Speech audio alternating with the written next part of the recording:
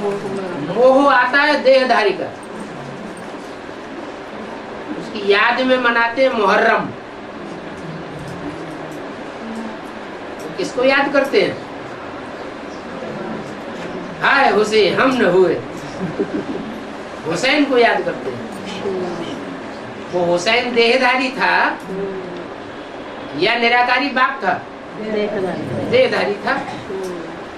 उसकी याद में जो यादगार मनाते हैं, मोह आता रहता है, उसका नाम रख दिया है मुहर्रम। खूब खेल करते हैं।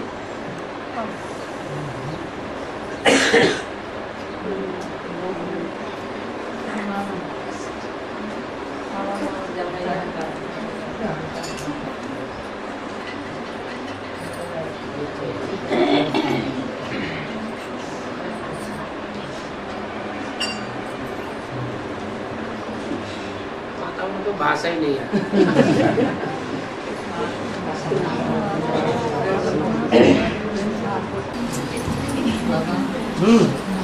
बेहद का मान सरोवर माना जहाँ मोती चुगने वाले हंस रहते हैं। एक वार्तालाप में बोला है तो बेहद का मान सरोवर एनएस है क्या?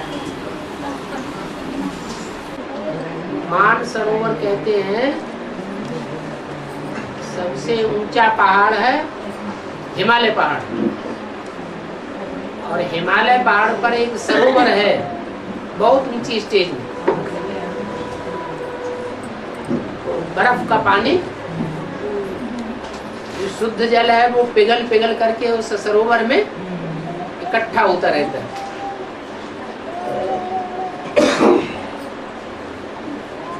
पानी इतना ज्यादा निर्मल है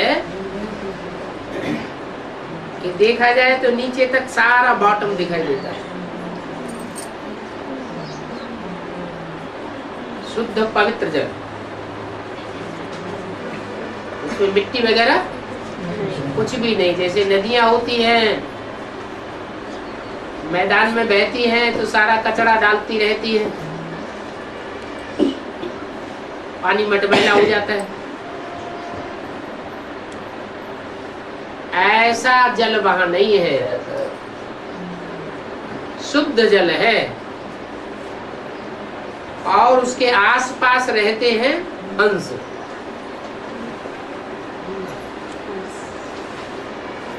हंसों के लिए कहावत है कि वो मोती ही चुगते हैं,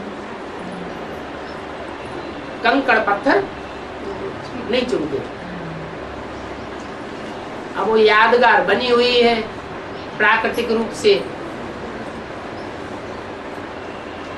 वहां पहाड़ पर ही कैलाश पर्वत दिखाते हैं, और शंकर जी को कहाँ का वासी दिखाते हैं? कैलाशी वासी। भक्ति मार्ग में ऐसी मान्यता है।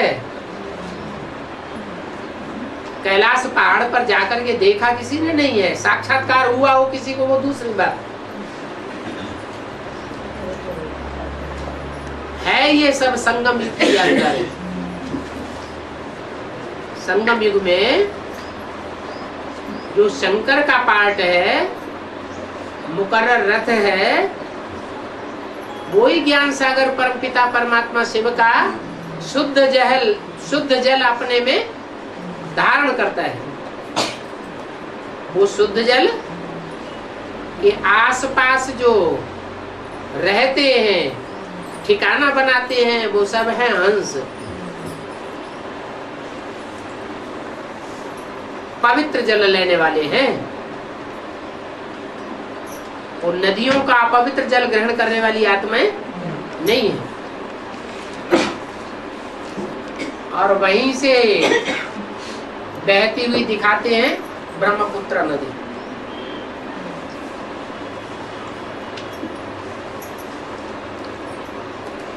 जो ऊंची स्टेज से ही बहते बहते पहाड़ों पर सागर के जब नजदीक आ जाती है तब पहाड़ी इलाके से नीचे उतरती है।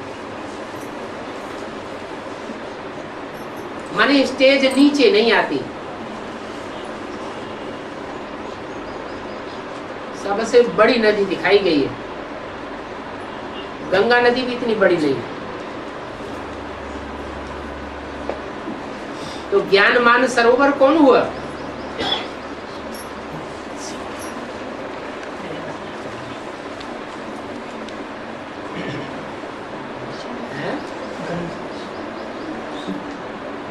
जिस सरोवर में पवित्र जल भरा रहता है,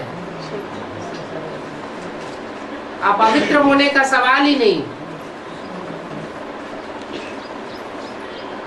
बल बाबा बताते हैं दुनिया की हर चीज 4 अवस्थाओं से पसार होती है।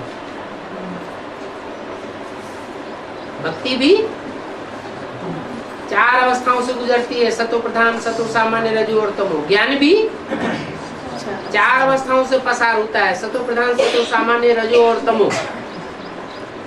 परंतु मानसरोवर का जल कभी भी गंदा नहीं होता।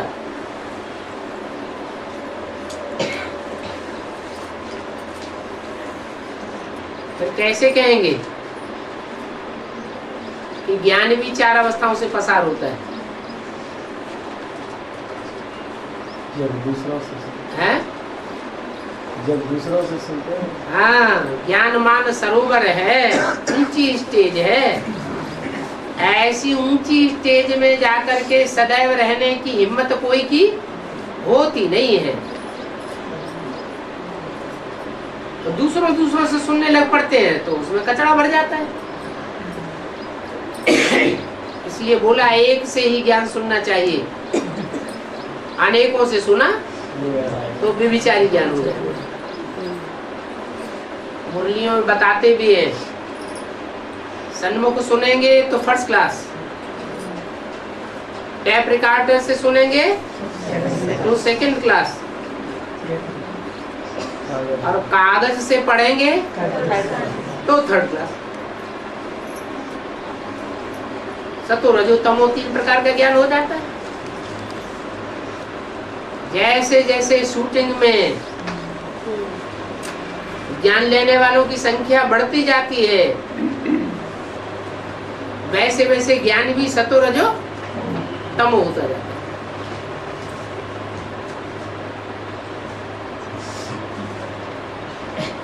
ऐसे सरोवर का जल रुका हुआ कहा जाता है। सरोवर माने तालाब। नदियों का जल ज्यादा स्वच्छ माना जाता है। क्यों? नदी का जल बहता रहता है। फिर भी जो ज्ञान सरोवर है, जिसको मान सरोवर नाम दिया गया है, उसकी जल की तुलना नदियों से नहीं की जा सकती। गंगा नदी से भी नहीं की जा सकती। कलयुग अंत में आकर के गंगा नदी भी तामसी बन जाती है।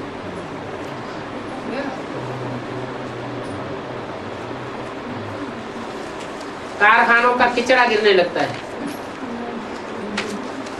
वहां मानसरोवर में ऊपर जाकर के कौन कारखाने बनाएगा जो वहां किचड़ा गिरे? सदैव शुद्ध जल रहता है। ऐसा ही महानदी में भी ऐसा है। निराला के पास महानदी है ना। महानदी, उधर भी ऐसा महानंदा, महानदी क्या है? उधर भी ऐसा बहते हैं। पानी टेम्पल है बाबा। हाँ, उससे पानी निकलते ही रहते हैं। हाँ, वो नीचे नहीं जाता। नीचे जाते हैं, लेकिन जो आप जैसे बताया तो आपसे बात आप देख सकते हैं। तो कोई भी पानी जो है, जैसे गंगा उतरती है गंगोत्री से, उस समय गंगा का पानी बड़ा निर्मल होता है। गौमुख से जब निकलता है तो और निर्मल होता है। फिर जैसे जैसे नीचे बहता जाएगा वैसे वैसे मैदानी मनुष्यों का कचरा मिलता जाएगा। लेकिन मानसरोवर एक ऐसा स्थान है और ऐसा ऊंचा स्थान है जहाँ किसी प्रकार का कोई भी कचरा या प्रदूषण मिक्स नहीं होता। कोई अपना मिक्स करना चाहे तो भी मिक्स नहीं हो सकता। एनएस में जो भी है उनमें से ज्यादा बाद में आने वाले हैं, वो सब पूर्व जन्म की पुरुषार्थी है क्या? NS माने नया संगठन। ये नया संगठन बढ़ता ही रहेगा या छोटा होता जाएगा? है? बढ़ता ही जाएगा। बढ़ते बढ़ते उसमें 9 लाख आत्माएं संगठित हो जाएंगी। एडवांस में आने वाला कोई बच्चा ऐसा नहीं रहेगा जो NS में नए संगठन में मिक्स होकर के एक न हो जाए। ये नई दुनिया के फाउंडर हैं। बाबा, प्लाटिनम धातु हीरा से भी ज्यादा महंगा है। हीरा तो बाबा है, फिर प्लाटिनम कौन है? हीरा तो बाबा है, फिर प्लैटिनम कौन है? कुछ चीजें ऐसी हैं जो वैज्ञानिकों ने इजाद की है। क्या? बाबा ने उनका नाम नहीं बताया। बाबा ने तो नवरत्नों तक ही बताया। प्लाटिनम प्लाटिनम बाबा की बनाई हुई चीज और बताई हुई चीज ही नहीं है।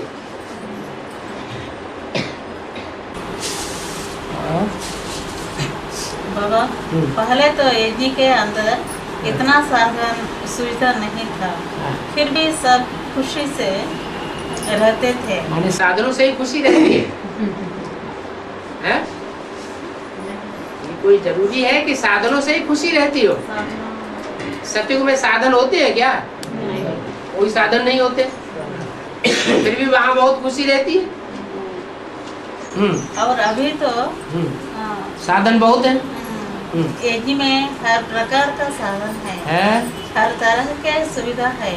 बाबा की हर तरह से फ्री छोड़ दिए। इतना अंतर थे। अभी के आने वाले आत्माओं में कोई श्वास विशेषता है क्या? खास विशेषता है क्या? उनकी आने वाली आत्मा में विशेषता है या उनकी विशेषता उनके ऊपर आधारित है जिनके आधार पर वो आती है ज्ञान? माँ बाप जैसे होंगे बच्चे वैसे ही बनेंगे कि नहीं? माँ बाप अगर साधनों के आधार पर चलने के आदी हो गए, साधन मिलेंगे तो खुशी होगी, साधन नहीं मिलेंगे, टीवी देखने को न मिला, बस खुशी उड़ने लगी। तो ये साधनों का जितना आधार लेकर के चलने वाले हैं, उनसे जो पैदाइश होगी, जिनको पालना मिलेगी, वो पावरफुल आत्माएं बनेगी या कमजोर आत्माएं बनेगी? कमजोर आत्माएं बन रही है। इसलिए अव्यक्तवाणी में बोला है, आदि के निकले हुए वारसदार अब तक भी काम दे रहे हैं बेसिक नॉलेज में। क्यों? क्योंकि आदि में साधन नहीं थे, साधना थी। यही यमुना नदी के किनारे किनारे डोल डोल के ब्रह्मा कुमारी बहनें ज्ञान दे रही थी। उस समय चित्र भी नहीं थे, लिटरेचर भी नहीं था, कोई साधन नहीं था। मुरली भी उनको रोज पढ़ने को नहीं मिल पाती थी। उस समय की साधना से जो बच्चे निकले वो अब तक भी यज्ञ की पालना कर रहे हैं। अभी देखो कैसी आत्माएं निकल रही, बड़े बड़े महल माड़ियां अटारियां बनी हुई हैं, परवरिश लेने वाले परवरिश ले रहे हैं, लेकिन जो ज्ञानी तू आत्माएं निकलनी चाहिए वो नहीं निकल रही है, सारी भक्त निकल रही है। यही हाल एडवांस में होता है।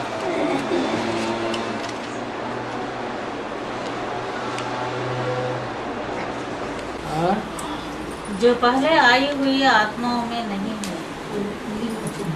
क्या नहीं है? पहले आई हुई आत्माओं ने साधनों की पालना नहीं ली, ये नहीं है। और अब आई हुई आत्माएं साधनों की पालना ज्यादा ले रही है। तपस्या की पालना उनको नहीं मिल पा रही, तपस्या का वातावरण नहीं मिल पा रहा है, इसलिए कमजोर आत्माएं निकल रही है। బాబా బాబా ఏ విధంగా అష్టదేవులు నెంబర్ వారో అదే విధంగా అష్టరత్నాలు కూడా నెంబర్ వారేనా బాబా? మరి రత్నాలలో ఏవైతే వజ్రం ఉందో అదైతే చాలా వాల్యుబుల్ అయినది. రత్నాలు అయితే వినాశనం చేయడానికి నిమిత్తం అవుతాయి, అందులో వజ్రం ఉందని ఎందుకు చెప్పారు? చెప్పడం इनकी बात जिसने समझी हो तेलुगु में अनुवाद करके बताओ।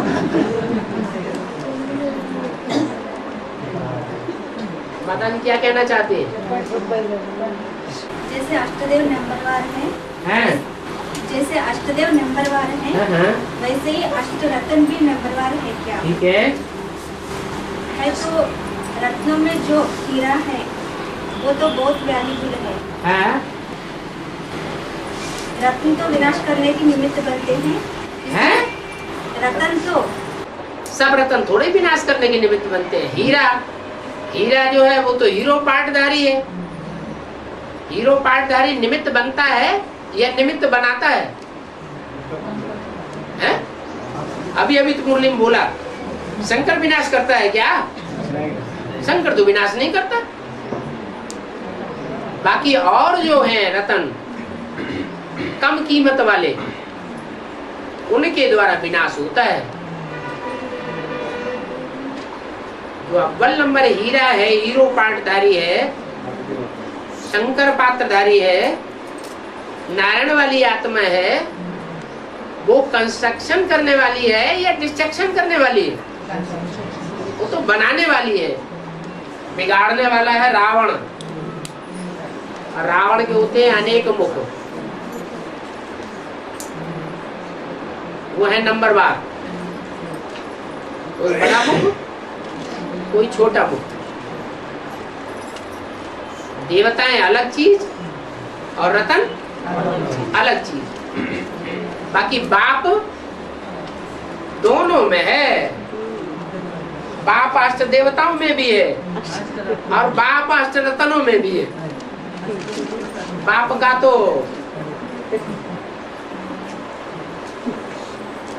बीज रूप है। कैसा रूप है? बीज रूप। वो स्वर्ग का भी बीज है तो नरक का भी बीज है। इसलिए मुरली में बोला है स्वर्ग की दुनिया मेरी है तो नरक की मेरी नहीं है क्या? तुम स्वर्ग के भी मालिक बनते हो तो नरक की दुनिया के भी मालिक बनते हो। इसलिए फरुखाबाद शहर का खास नाम लिया है। फरुखाबाद के लोग मालिक को बहुत मानते हैं। अब ये नहीं जानते कि वो मालिक स्वर्ग का मालिक है या नरक का मालिक है या दोनों का मालिक है। दोनों का मालिक है। तो जो हीरा है वो रतन तो है, लेकिन कम वैल्यू का नहीं है। और जो रतन है वो सब नंबरवार कम वैल्यू के हैं। इसलिए जो नवरत्न है वो हीरो पार्टधारी नहीं कहे जा सकते। अष्टदेव सारे ही हीरा है। हाँ, कोई ज्यादा चमकने वाले और कोई कम चमक मारने वाले, लेकिन है सब हीरो पार्टधारी। और रतन कमती कीमत वाले हैं। माणिक है, मूंगा है, इनकी कीमत ही कम हो जाती है। जैसे इस्लाम धर्म, बौद्ध धर्म है, क्रिश्चियन धर्म, इनकी आयु भी एक दूसरे से कम है। तो ना लंबे समय तक रह नहीं सकते। नंबरवार आते हैं और नंबरवार चले जाते हैं।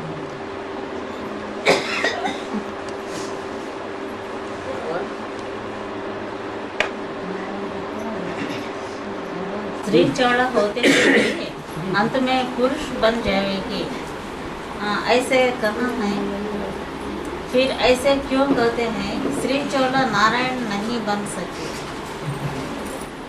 हाँ, स्त्री चोला नारायण नहीं बन सकता। अभी जो विजय माला के स्त्री चोले होंगे, जो विजय माला के स्त्री चोले होंगे और जो रुद्रमाला के स्त्री चोले होंगे,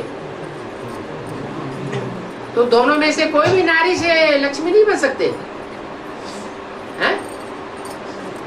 अरे विजय माला की जो नारियां होंगी वो नारी से लक्ष्मी बन सकती हैं कि नहीं बन सकती हैं? बन सकती हैं। ऐसा कैसे क्यों कहना चाहिए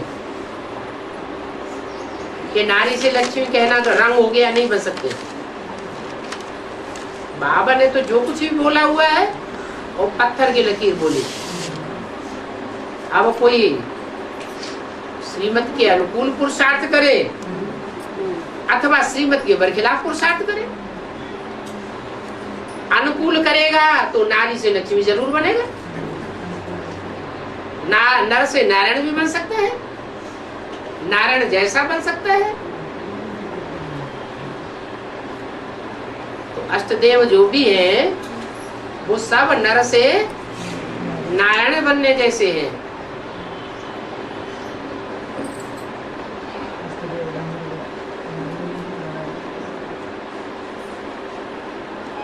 स्वभाव संस्कार को चेंज करने वाली बात है। स्त्री चोला भले है लेकिन नारी जैसे संस्कार नहीं है। दुर्योधन दुशासन जैसे संस्कार है, हड़पने के, कंट्रोल करने के, हावी होने के, अपनी मनमानी करने के, हठी बनने के। तो नारी से लक्ष्मी नहीं बनने देते।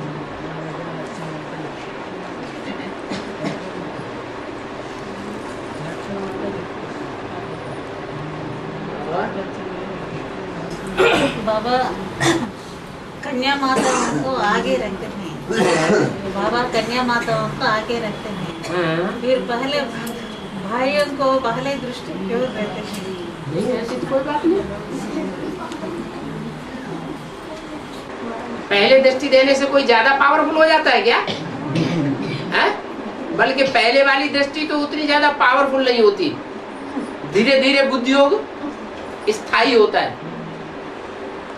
जो शुरुआत में दृष्टि दी जाती है वो ज्यादा पावरफुल होती है, या बाद में जो दृष्टि दी जाती है ज्यादा पावरफुल होती है? झूठ क्यों बोलते? बताओ। ये पॉइंट से क्या समझता है मालूम है भाई? है? ये पॉइंट से क्या समझता है बाबा? हाँ। लड़ियों को जल से ज्यादा होता है, स्त्रियों को जल से ज्यादा होता है। हाँ, भाइयों को ज्यादा लेना नहीं देना चाहते। जल से मीन्स असूय। हाँ हाँ, ये रुद्रमाला के मणके हैं।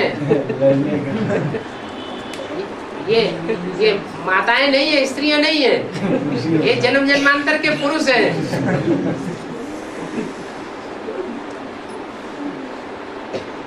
और बाबा जी, हाँ, मनुष्य को नवरंध्र है, मनुष्य को नवरंध्र है। हाँ जी। आत्मा शरीर को छोड़कर चले जाते समय किस रंध्र से निकल जाती है? रंध्र, ये रोए जो होते हैं उनको रंध्र कहा जाता है। ये रंध्र 9 नहीं है, असंख्य है। 9 इंद्रियां हैं। क्या? इस शरीर के 9 दरवाजे हैं। इस दरवाजे से आत्मा शरीर को छोड़, आत्मा तो ये जो बाल बने हुए ना, एक एक, इनके साथ साथ एक एक छेद भी है शरीर के अंदर। वो छेद में से भी छोटी आत्मा है। वो आत्मा तो कहीं से भी निकल सकती है। ऐसे नहीं कि वो नाक में से ही निकलेगी और मुंह में से निकलेगी, हाँ निकल गई। आत्मा शरीर के कोई भी रंध्र से निकल सकती है। ब्रह्मरंध्र क्या होता है? ये ब्रह्मरंध्र यहाँ शरीर के अंदर जो ऊपर सर पे बाल है ना, ये भी रंध्र है, ये भी छेद है ढेर सारे। इन छेदों में से भी आत्मा निकलती, लेकिन ऊंची स्टेज वाली आत्मा होती नहीं है कलयुग में। सबकी बुद्धि, पुरुष है तो उनकी स्त्री में बुद्धि जा रही है, वो भी नीचे जा रही है। स्त्रियां हैं तो उनकी पुरुषों में बुद्धि जा रही है, वो भी नीचे जा रही है। तो ब्रह्मानंद में कौन जाएगा? ब्रह्मानंद में तो वो ही जा सकता है जो ब्रह्मा के दिए हुए ज्ञान का मनन चिंतन मंथन में लगा रहे।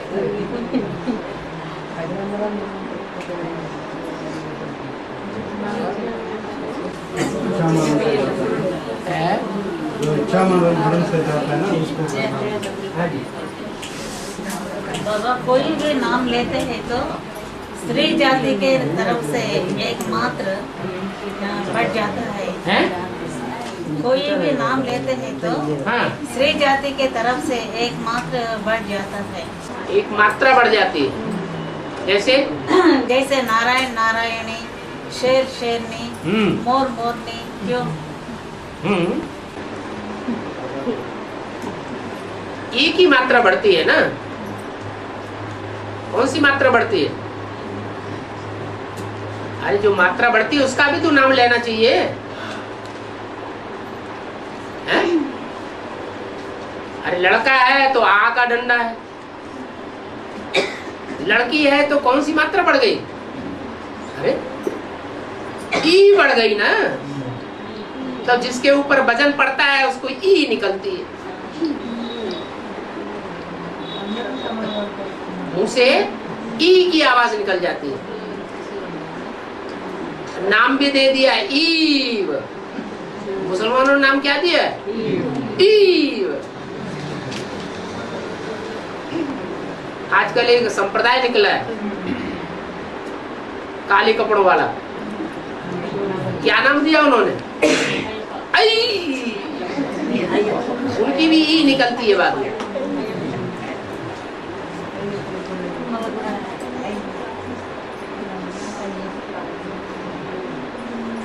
धर्मराज के पात्र को विशेष मानने वाले हैं।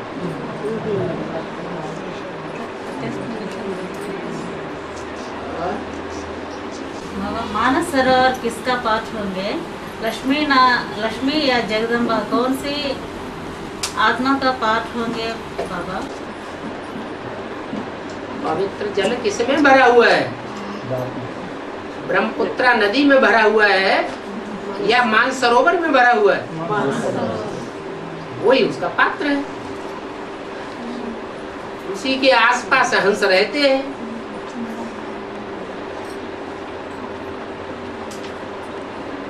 ब्रह्मपुत्रा में गंगा नदी जाके मिलती है, गंगा में यमुना जाके मिलती है, यमुना और गंगा में ढेर नदियां जाके मिलती है।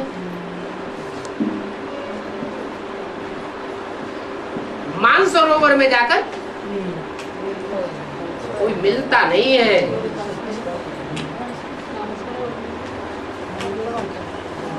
मानसरोवर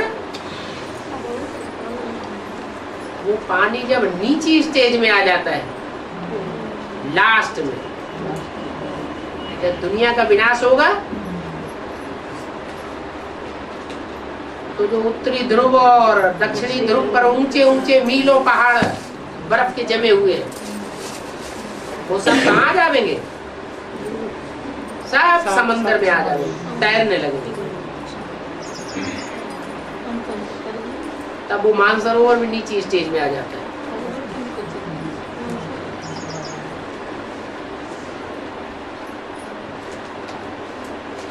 समुद्र भी बौखलाता है, विकराल रूप धारण करता है। इतना विकराल रूप धारण करता है कि जितने भी विधर्मी खंड हैं वो सब समंदर में समा जाते हैं।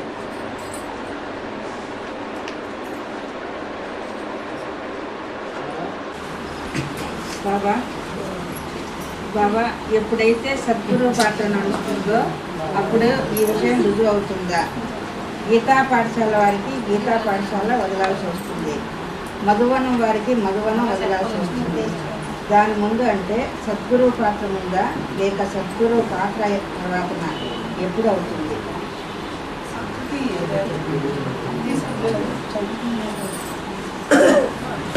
जब सदगुरु का पाठ चलेगा तभी हाँ। ये बात साबित होगी क्या कि गीता पाठशाला वालों को गीता पाठशाला छोड़ना पड़ेगा, ठीक है। मधुबन वालों को मधुबन छोड़ना पड़ेगा। हाँ। ये बात सदगुरु का पाठ चलने के बाद या पहले? सदगुरु का पाठ जब चलता है तब ही ये सब होता है। सदगुरु का पाठ चलना माना विनाश का नगाड़ा बजना। सदगुरु के पाठ होने के बाद तो खेल ही खलास।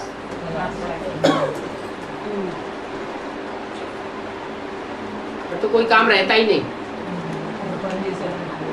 सदगति हो गई फिर क्या काम रहेगा। बाबा सहस्र बाबू कार्तिक भी विजय होकर आते हैं, भृगु ऋषि के आश्रम में जाते हैं, वहाँ ऋषि से कामधेनु गाय मांगते हैं। इसका बेहद में क्या? कामधेनु गाय कोई दूसरी थोड़े ही है। जगदम्बा है, वही सभी कामनाओं की पूर्ति करने वाली है।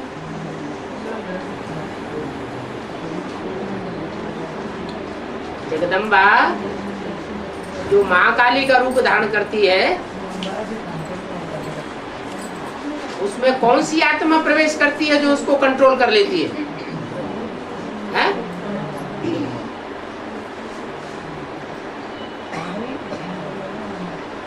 महाकाली के सर पर भी चंद्रमा दिखाया जाता है। वो अधूरा चंद्रमा है, वो प्रवेश करता है। इसलिए मुरली में बोला है वास्तव में ये ब्रह्मा तुम्हारी जगदम्बा है क्या? और कोई आत्मा जगदम्बा का पार्ट नहीं है। सारे जगत की माँ वो ही बन सकती है जो सारे जगत के सामने सहन शक्ति का नमूना पेश करे। ब्रह्मा के अलावा और दुनिया का कोई पाठधारी न हुआ है, न आगे भविष्य में होगा, और न वर्तमान में अभी है जिसने इतनी सहन शक्ति धारण की हो। इसलिए ब्रह्मा ही जगदम्बा है।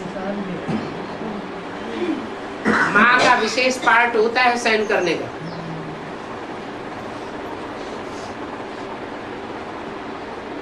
तो जो जगदम्बा है वो तो वास्तव में एक डब्बा है। 5 तत्व है संघात, उसका नाम दिया प्रकृति। 5 तत्वों का संघात जिसका नाम दिया जाता है पृथ्वी जल वायु अग्नि आकाश। 5 तत्वों का मेल।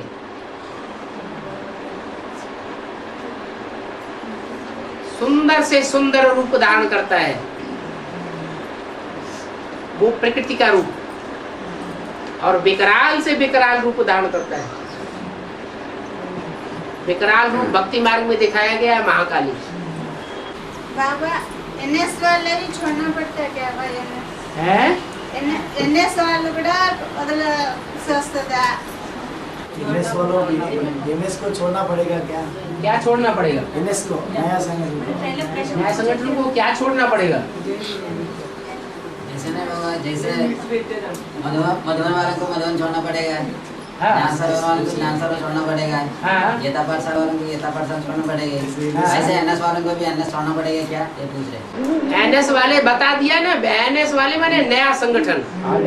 जो नया संगठन है वो तो सारी दुनिया 9 लाख बनेगी। जो नई दुनिया वो सारा ही तो नया संगठन हुआ। वो छोड़ेगा क्या? उसको तो छोड़ना ही छोड़ना है। छोड़ कर ही आया। वो तो छोड़ करके ही जाने कहाँ लुप्त हो गए, पता ही नहीं चल रहा कहाँ है। अब छोड़ कर एनएस में आया, फिर एनएस छोड़ क्या छोड़ने का बात।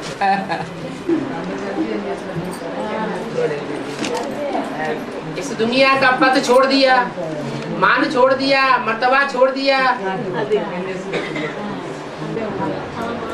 बाबा श्रीमत पर चलना माना मरना। क्या?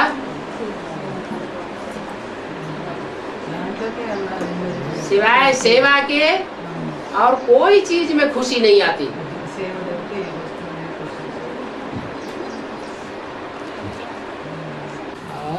वो सातवां नारायण आठवां नारायण होता है ना, जो भी बाप से डायरेक्ट पढ़ने वाला सत्युग में आता है। ऐसा तो नहीं, जो डायरेक्ट पढ़ने वाले हैं वो सत्युग में आते हैं। सत्युग में तो 8वां जन्म भी होगा, उनको 14.25 कला को 14.25 कला का, तो 14.25 कला बनाने के लिए बाप आते हैं क्या? है? बाप कम कलाओं वाला बनाने के लिए आते हैं, उतरती कला वाला बनाने के लिए आते हैं, कि 16 कला संपूर्ण बनाने के लिए आते हैं? ये बात तो गलत है। उनका जन्म भी कम होता है, जन्म कम हो जाते हैं क्योंकि कम पढ़ाई पढ़ते हैं, पूरी पढ़ाई नहीं पढ़ते। वो डायरेक्ट पढ़ाई पढ़ने वाला है। डायरेक्ट पढ़ाई पढ़ेंगे तो डायरेक्टर तो एक शिव बाबा है। शिव बाबा की जो पढ़ाई पढ़ेंगे वो तो कम से कम 9 लाख प्रजा में तो आवेंगे, और 9 लाख प्रजा होगी वो तो 84 जन्म लेने वाली होगी।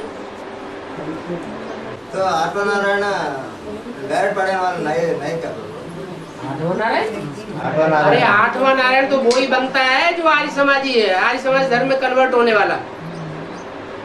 यहाँ बेसिक नॉलेज में आर्य समाज में जाने वाला कौन सा नारायण है, कौन सा ब्राह्मण होगा जो सबसे जास्ती लिटरेचर की सेवा करने वाला होगा?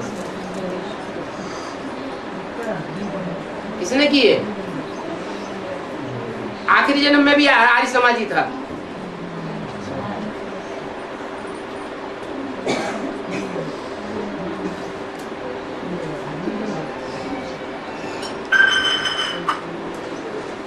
लक्ष्य था उनका कि हम बाप को प्रत्यक्ष करेंगे। अब बाप को पहचाना ही नहीं तो बाप को प्रत्यक्ष कहां से करेगा?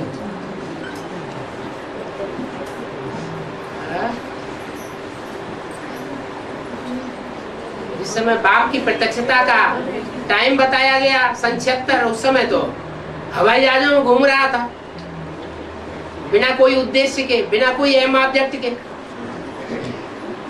राम वाली आत्मा पुरुषार्थ कर रही थी, रतन कमाई रही थी, ज्ञान रत्नों का बड़ा साहूकार बनी हुई थी। तो रिजल्ट क्या होगा? जो पुरुषार्थ करेगा और एक दुनिया की मौज मस्ती करेगा, तो पुरुषार्थी जीवन जो है वो मौज मस्ती करने वाले के ऊपर जीत पालेगा ना। यहाँ जीत पाने की शूटिंग होती है और वहां वो 8वां नारायण बनता है, उसकी राजा ही चट्ट हो जाती है। नारायण वाली उपाधि खत्म हो गई। जिससे लोन लिया राजाई चलाने के लिए, उसके हाथ में सारी ताकत चली गई। उसने वो पद ही खत्म कर दिया नारायण का। नारायण की जगह किसका लक़ब शुरू हो जाता है त्रेता युग से? राम का लक़ब शुरू हो जाता है।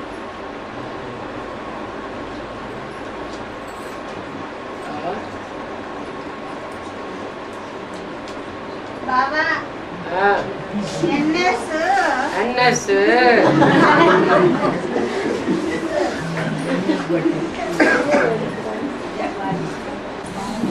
नालो श्री ब्रह्मा क्या बाबा? बोल दो जो हिंदी जानता है। एनएस ब्रह्मा की चौथी सृष्टि है क्या? एनएस ब्रह्मा की चौथी सृष्टि है क्या? एनएस ब्रह्मा की चौथी सृष्टि है, वो तो है ही है। अभी तक तो किसी अव्यक्तवाणी में बोला नहीं था सन 69 के बाद कि तुम बच्चों को बाप दादा ने नई दुनिया की सौगात दी है। कब बोला है? जब चारों युगों की शूटिंग पूरी हो जाती है एडवांस में, संगम में भी संगम शुरू हो जाता है, तब ही तो बोला। क्या बोला? तुम बच्चों को बाप दादा ने नई दुनिया की सौगात दी है। वहां से शुरुआत हो रही है। जरूर नई दुनिया का फाउंडेशन का संगठन तैयार हो रहा है? ऐसा नहीं है कि जो भी फाउंडेशन डाला जाता है तो मकान के फाउंडेशन डालने के टाइम पर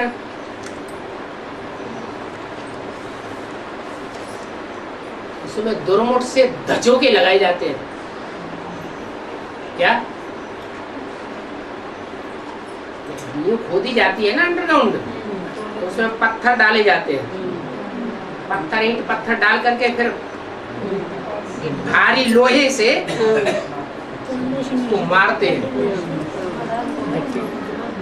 जो मजबूत पत्थर होते हैं वो और गहराई में चले जाते हैं, ऐसे वैसे होते हैं टूट टूट के इधर उधर हो जाते हैं।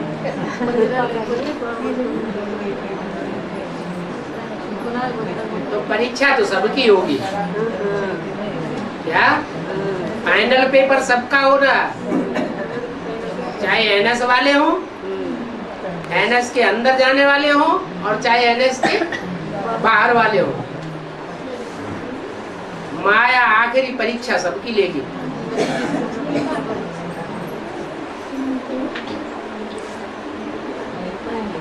और अभी तो माया ने प्रकृति से भी हाथ मिला लिया है। अभी तो कड़क परीक्षा होने वाली है। बाबा चिन्नमणि से ये सृष्टि नడుస్తుంది हिंदी में बोल छोटी में आया था कौन सा सृष्टि चल। एक होता है फाउंडेशन, जमीन के अंदर होता है, देखने में नहीं आता बाहर से, और एक होती है पहली मंजिल। फाउंडेशन देखने में आता है या पहली मंजिल देखने में आती है? पहली मंजिल देखने में आती है। अभी नई दुनिया की पहली मंजिल की शुरुआत नहीं है, फाउंडेशन पड़ रहा है। तो माता के पास कुछ लिखा लिखाया रखा रह गया, पढ़ नहीं रही क्या बात। మీరంతా సీతలు మరి మీరాలు అంటారు కదా, రాధని ఎందుకు చెప్పరు బాబా? आप सभी सीता हैं, आप सभी सीता एक कहते हैं बाबा। तुम सब सीताएं हो, राम बाप है एक। मेरा ये हाँ। राधा क्यों राधा ऐसी है कि जब से बेसिक में आती है तब से आने के बाद पीछे कदम नहीं उठाती, और जब से एडवांस में आती है तब से आने के बाद एक कदम भी पीछे नहीं हटाती। एक होते हैं संबंध जोड़ने वाले और एक होते हैं संबंध निभाने वाले। तो निभाने वालों में यमुना बहुत पीछे रह जाती है, गंगा थोड़ी उससे आगे निकल जाती है, जगदम्बा भी निभाती तो है लंबे समय तक, लेकिन फिर आखिरी पांव लड़खड़ा जाते हैं। राधा का पार्ट ऐसा है कि जब से निकलती है तब से लेकर लास्ट तक पूरा निभाती है।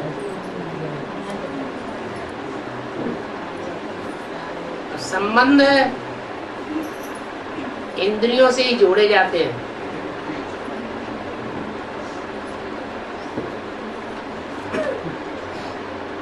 आंख भी इंद्रिय है, वो श्रेष्ठ इंद्रिय है। तो आज आशिक मासूक का मिसाल दिया है। आशिक मासूक एक दूसरे को प्यार के लिए नहीं, वो विकार के लिए नहीं, आशिक मासूक होते हैं। वो एक दूसरे के ऊपर फिदा होते हैं, इसको कहते हैं आशिक हो गए। विकार की आस नहीं है, लेकिन देखना चाहते हैं। क्या आंख से देखना जरूर चाहते हैं। आंख का जो मेल है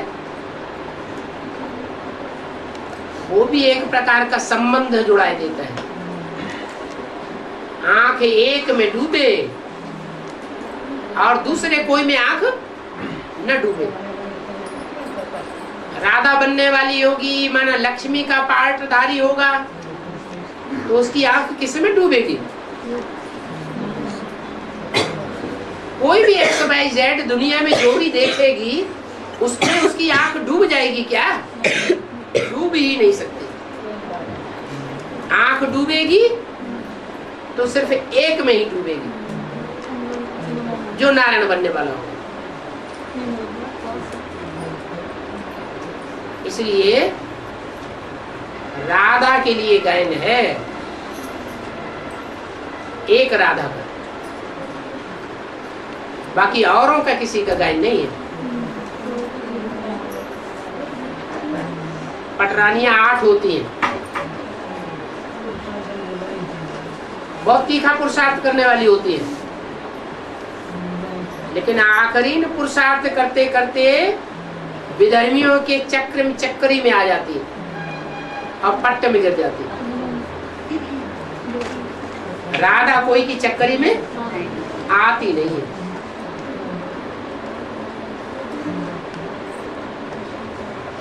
ये राधा को महारानी कहा जाता है और पुरुषार्थ करने वालियों को पटरानी कहा गया,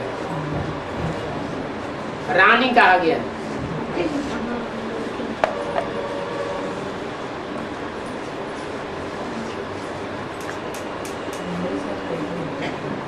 बाबा योगिनी बहन पूरा नहीं निभाते। एक रुद्र माला है वो भाई भाई की माला है या स्त्री पुरुष की माला है? क्या निभाना है? रुद्र माला को आपस में क्या निभाना है? भाई भाई के रूप में निभाना है। आत्मा आत्मा भाई भाई, वह तो पति पत्नी की बात भी नहीं है।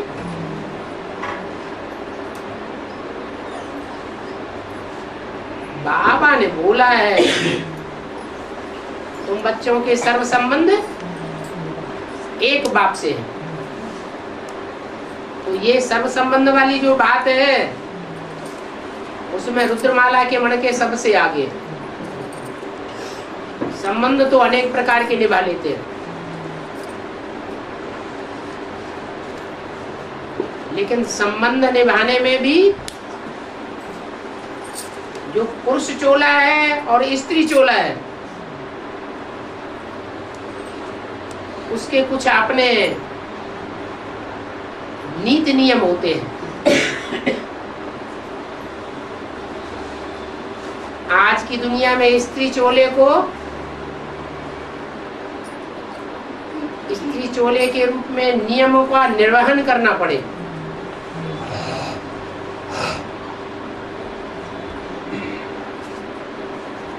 शंकर के लिए कहा जाता है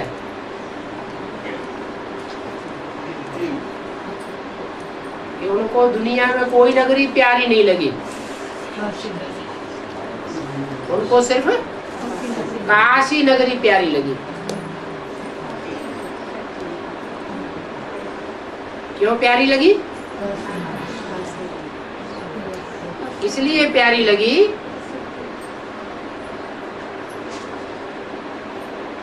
कि जगदम्बा सरस्वती और यमुना नदी, इनका आपस में ईर्ष्या द्वेष हो सकता है। जगदम्बा यमुना का ब्रह्मपुत्र नदी अर्थात राधा के साथ ईर्ष्या द्वेष हो सकता है।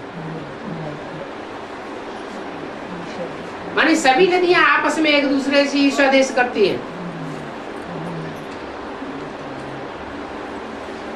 लेकिन एक नदी ऐसी है जो ईर्ष्या द्वेष में नहीं आती।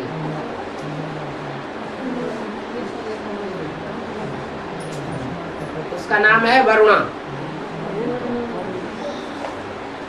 वरुणा नदी गंगा से मिलकर के रहती है, मिल जाती है, और जैसे ही मिलती है वहीं से गंगा का पाठ प्रत्यक्ष होने लगता है। गंगा ज्ञान तलवार का रूप धारण कर लेती है। इसलिए अमृतवाणी में बोला है, गंगा कहाँ से निकली, माने कहाँ से प्रत्यक्ष हुई? इलाहाबाद से प्रत्यक्ष हुई या कानपुर से प्रत्यक्ष हुई? कानपुर से नहीं प्रत्यक्ष हुई। कानपुर तो ऐसा स्थान है जहाँ से गंगा में ज्यादा प्रदूषण होता है। प्रदूषण आजकल तो हरिद्वार से ही शुरू हो जाता है। जैसे ही ऊंची स्टेज से, पहाड़ की स्टेज से गंगा ऋषिकेश से नीचे उतरती है, हरिद्वार में ही कचरा पड़ने लगता है आजकल। पहले पहले पहले कचरा पड़ता था फर्रुखाबाद में, लेकिन इतना कचरा नहीं पड़ता था जितना कानपुर के कारखानों का कचरा पड़ रहा है।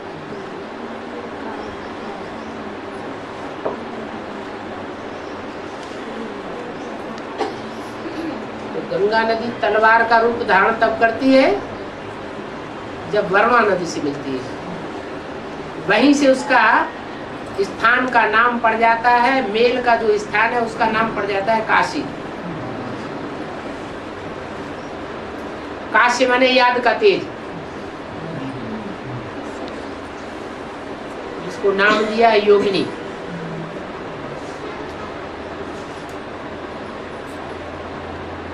और वो नदी चाहे गंगा हो, चाहे यमुना का पाठ हो, चाहे जगदम्बा हो, चाहे ब्रह्मपुत्रा हो, कोई से भी द्वेष पैदा नहीं करती है।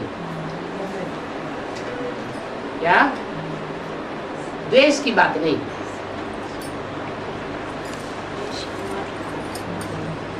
रुद्रमाला के मणकों में फर्स्ट जो है वो तो फर्स्ट है ही, लेकिन फर्स्ट के बाद कोई तो होगा जो दूसरे नंबर का होगा। ऐसे तो अष्टदेव गाए हुए हैं, लेकिन अष्टदेवों में भी दो मुख्य हैं, एक काशीनाथ और दूसरा काशी नगरी।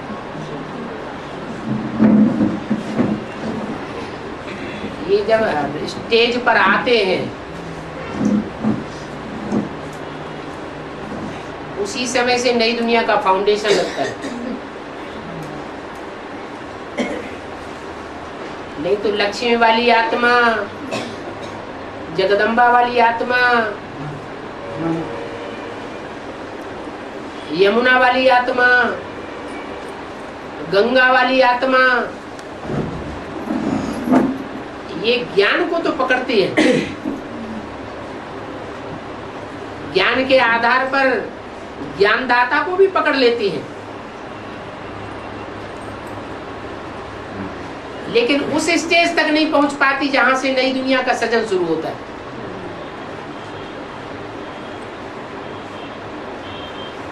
इसके लिए गहराई चाहिए। क्यों? क्योंकि सागर में जो भी कचरा जाता है वो सीधा सागर में नहीं जाता है। किसके द्वारा जाता है? नदियों के द्वारा जाता है। माने नदी जितनी ही उथली होगी वो कचरा इधर उधर किनारों पर फेंक देगी, और नदी जितनी ही ज्यादा गहरी होगी, कहते ना ये तो बहुत गहरा आदमी है, नदी जितनी ही गहरी होगी उतना पोता मेल को बाहर निकलने नहीं देगी। कोई शिकायत करते हैं बाबा को इतने ढेर सारे पोता मिल जाते हैं, क्या सब बाबा ही पढ़ते होंगे? अरे बाबा ही सारे पोता मिल पर वे नदियां काहे के लिए हैं? नदियों में भी तो भांति भांति की नदियां हैं ना। उस नदी के लिए ज्यादा महत्व हो जाता है जो ठीक से सहयोगी बने।